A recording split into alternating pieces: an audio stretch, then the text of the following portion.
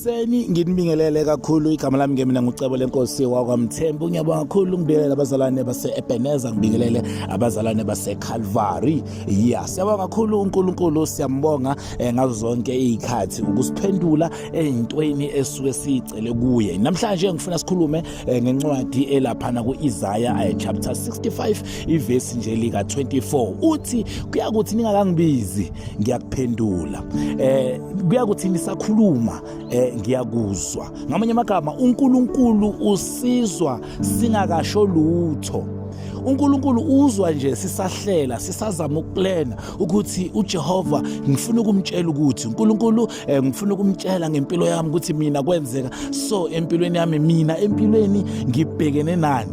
Usuke uNkulunkulu esezwile. Bazalwane, uma uza eEbeneza uya ehlane kukhona izinto ezikuhluphayo ezenza ukuthi ufune ubabugama akubeka izandla, ingoba uNkulunkulu usuke ekuzwile ukuze usasendlini usaplena. Bese ethi uNkulunkulu hamba uye kumprofeti, hamba uye kubabugama akubeka izandla, hamba uyothola izwi, hamba ufike ulalele, uma beshumayelo ulalele ungizwe ukuthi ngithini. Kusuke kuJehova ekuphendula.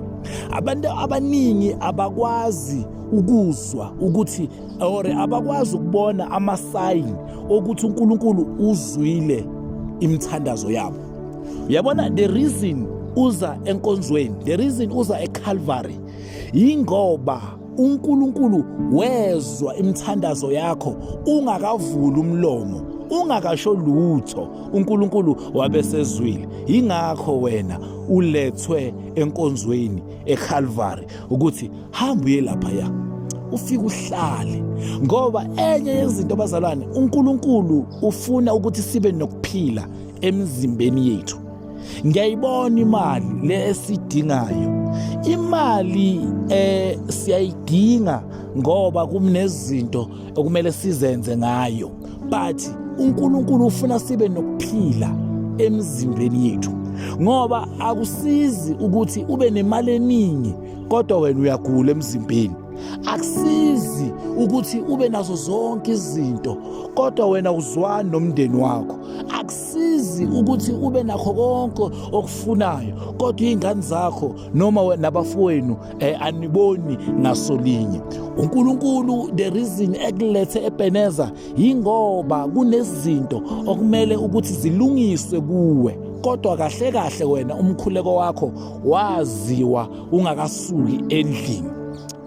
Ngiyacela ukuthi abantu bayangizwa kulento engikhulumayo. Abantu ke bashawa ukuthi abafuni ukuba nobudlelwano obuzobenza ukuthi bamuzwe uJehova. Bazalwane, thina sifana nemoto. Imoto ihamba emgwaqweni kunama-signs emgwaqo. Kunama-sign aveza ukuthi phambili kuzoba nama-speed humps.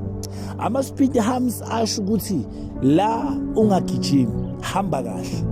Kungenzeka kuleyo ndawo leyo ukuthi kudlula iy'nkomo thina esibuye emakhaya. La mhlambe eGoli kungenzeka ukuthi leyo ndawo leyo kudlula abantwana besikole. So nciphisa ispeed, uhambe kancane. Kukhona isign eveza ijika noma eveza ukuthi phambili kune-cross. Ngamanye amagama, la uzoya khona kukhona ezinye iy'moto ezizongena. Qaphela ke wena ungafike bese uyashayiseka. Kubalekile ukuthi sibe nobudlelwano noNkulunkulu. Abanye abantu bafuna nje ukuthi babekwe izandla, emva kwalokho ukukholwa kwabo kusekuthini babekwe izandla, emva kwalokho akasenabo ubudlelwano noNkulunkulu. Enye yezinto uNkulunkulu ufuna ukuthi sibe nobudlelwano naye. uNkulunkulu ufuna ukuba simlalele. Simlalela kanjani uNkulunkulu? uNkulunkulu uyafika ngamaphupho kithi, uyaveza emaphusheni izinto kumele ukuthi zizenze. uphuphe wena. Kunabantu abagijimisa ngemmese, uphuphe wena. Kunezinto nje ezenzakalayo ezisho ukuthi kunento okumele ukuthi ilungiswe empilweni yakho. uNkulunkulu uyaconfirma ngezwi lakhe ukubonisa ukuthi uNkulunkulu ukuzwile emkhulekweni. Uyaconfirma ngezwi, aconfirme ngabantu. Umuntu afika akhulume into uma uthi uyayiqhathanisa lento irelated empilweni yakho. Lento le isho nje ukuphila kwakho exactly the way bungakhona. Manje njengoba ngizokhuluma kanje, ngizocela abantwana benkosi ukuthi asibe nobudlelwano noNkulunkulu. Asiyeke isono, ngoba isono senza ukuthi singamuzi uNkulunkulu ukuthi uthini.